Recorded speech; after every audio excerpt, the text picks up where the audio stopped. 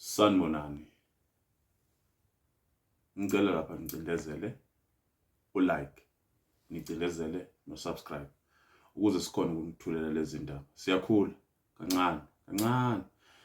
Ngaza kwethu ngizothinta nje udaba olubalekile la olusilimazayo thina siyisizwe sala eSouth Africa, la eningizimu Afrika. Siyalimala, silinyazwa nje into encane. Abantu bokuhamba bayafika bezenzele, bethathe noma yini bayibhekise la bayibhekisa khona. Thina nakho emva kwabo sibapha umfutho, sibanikeza amandla, sibanikeza yonke into.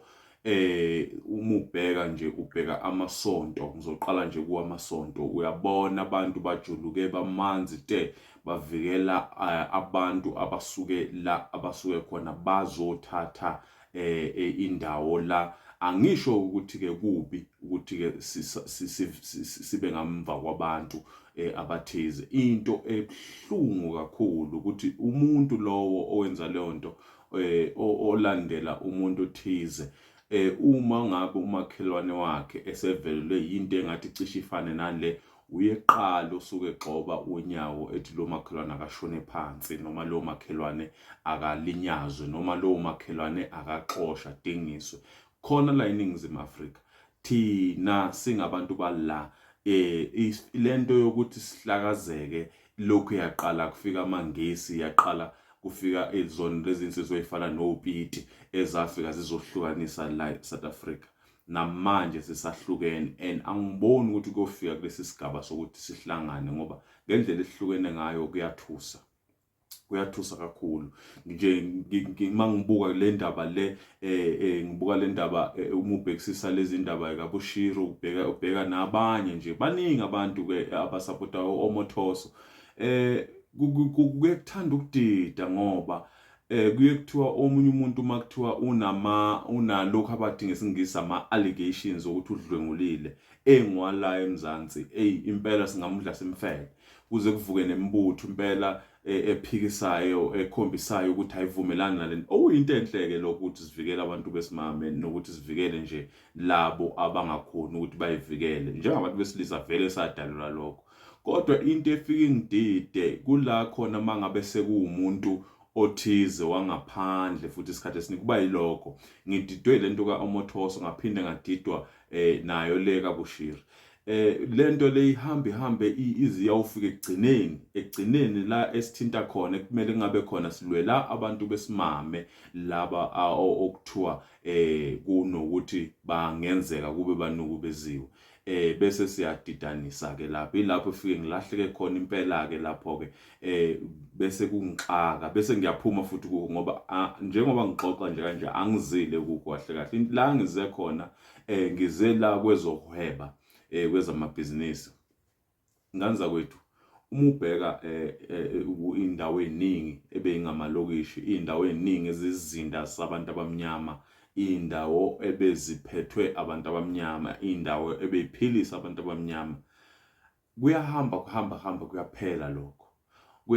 Kuyaphela ngoba uma ubuka kunezitolo ekade engangeni eindaweni ezinabantu abamnyama, ebengayifuni nje indawo enabantu abamnyama, ezitolo ezinjengo Pick n Pay kusukela kubo Shoprite. Kodwa manje lezi zitolo ziyangena zigamanxa la ongabe kudla khona indlu yakwethu. Ngale kwalezi zitolo kunabantu abasuka kwezinye indawo, kwezinye indawo zezifunda zamazwe la basuka khona. Mabefika la kule ndawo yethu sibapha umfutho, siyabathemba okudlula laba bala la ehleli nabo makhelwane bethu la besazokuhlupheka kwabo.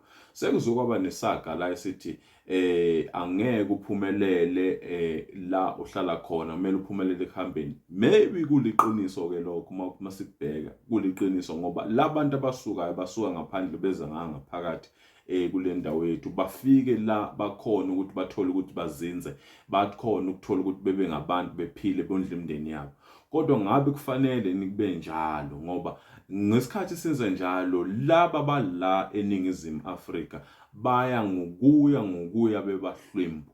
uma ubheka kugcine sekukhona ubugebengu obunyantisa igazi nobusabisayo, abantu sebenesibindi sokuthi bengene bebulale bedlwengule benze yonke into la. Isizathu salokho noma kungesiso sonke siphelele, isizathu salokho ukuthi abantu balambile noma bethu bathi bayazama lokho okuncane, kuyafika kuthathwe yilabo bokuhamba benqunze bephume abanye babo. Uma ubheka kunalamazwe lawa afana no China, siney'ndawo ey'bizwa la eGoli ngo China Mall, la khona othi uma ungena khona ey'toro zakhona akunamshini, imali uyiphatha ngesandla, kumele ukuthi ukhokhe ngesandla, imali ayihlali, imali yabe bank, imali yabe yaphuma. Uyavuma umongameli, bayavuma abasiphethe kulelizwe ukuthi yenzeke yonke lento le. Wena uma ungenza into kanjalo, kugijima amaveni, kugijime yonke into, kugijima amahaka. Namanje sine commission le kaZondo ekhona. Leyo commission leyo ibambe abantu bala eNingizimu Afrika abathathe imali yala eNingizimu Afrika. Yebo, angiphiki, leyo commission kumele ibe khona, kodwa owami umbuzo uthi sizayibheka nini lezi ndawo ezigcwele ngalabantu abangasibo abala eNingizimu Afrika abathatha imali yethu bayikhiphele ngaphandle ngendlela ezithize. Ngoba mangibheka incwadi zona lezi ezafika nabantu bokufika eyishoyo ukuthi uma ngabe kwenzeka njalo lezi ze-economics, umnotho wethu uyalimala, uyathuntubezeka, awukhoni ukuthi ukhule, ukhona ukuthi uphilise abantu abangaphakathi. Usho ukuthi umnotho wethu unomuntu ofana nembungulo ofika amunce igazi aphume ngokukhulu ukukhuleka, enganxephezeli nokunxephezela ukuthi sikwazi nathi sisala sicosha siphila la ngaphakathi. Ake siyibukeni lento le, siyibhekisise ngazo zonke indlela nganza kwethu. Ngike ngahlala phansi ngacabanga ngathi kunomama obehlala ekhonini edayisa amaveji elokishini elithize, ephilisa izingane zakhe ziye esikoleni zifunda, zithola imfundo engconywana. Manje mangabe sekuvunyelwe oShoprite, kuvumele oPick n Pay, kuvumele oSpar ukuthi bengene ngaphakathi bazosidayisela lezi zinto lezi, ngeke vele sisaya kulabo mama, sizoya kulabo Spar, sizoya kulabo Shoprite, ngoba sebekhande ibrand yabo ngesilungu lokho esithi ubona. Sesiyazi ukuthi bona banalokho okungathi kungconywana, okungasilo-ke kodwa iqiniso. Indlela thina abantu abamnyama bala eNingizimu esesingakhona, sesilimale kakhulu, saze sakholela ukuthi into enhle kumele iqhamuke nomuntu othize wangaphandle. Kuliqiniso yini lokho esikwenzayo kuthina? Zizodlani izingane zethu uma ngabe thina sithathe lokho khona sikunikeza abangaphandle? Zizodlani izingane? Ubheka konke lezi ndawo kuyimayini, uzuhambe uyothinta nezindaba zoMarikana, abantu bashonile bebulawela nje ukuthi bakhalela ukuthi kumele kube khona okusalayo ngaphakathi. Bagcina bahamba emhlabeni labo bantu labo, imindeni yabo ayondliwa muntu.